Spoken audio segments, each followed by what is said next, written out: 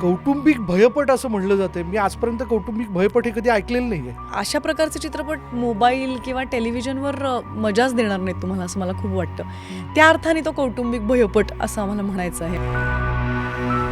काळी जादू जे आपण म्हणतो, मला असं वाटतं त्याचा उगम जर असूयत्न होत असेल, त्याच्या मागे पण एक वेदना असते. ते त्या संहितेत मला दिसत होतं.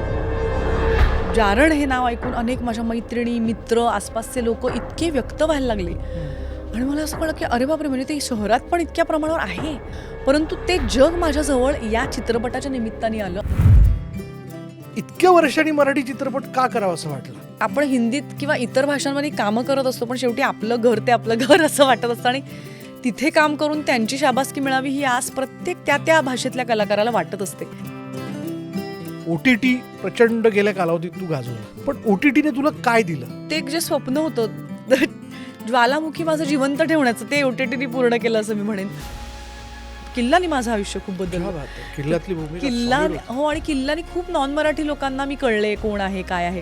कारण किल्ला बर्लिनमध्ये जिंकली ना आपली बरोबर. film. त्या लंडनच्या डिरेक्टरनी पण ती बघितली आणि पहिलं नेटफ्लिक्सचं ते काम सिलेक्शन डे नावाची सिरीज होती, त्यात ते काम मिळालं आणि नंतर एकापाठोपाठ एक गोष्टी उलगडत गेल्या. मला खास करून नवाजबद्दल विचारायचं, कशी केमिस्ट्री तुझी नवाज बरोबर? नवाज फार मस्त दोस्ती झाली आमची. होय ना? अगदीच. रमन राघवला आम्ही भेटलो, तो नवाज तोच होता.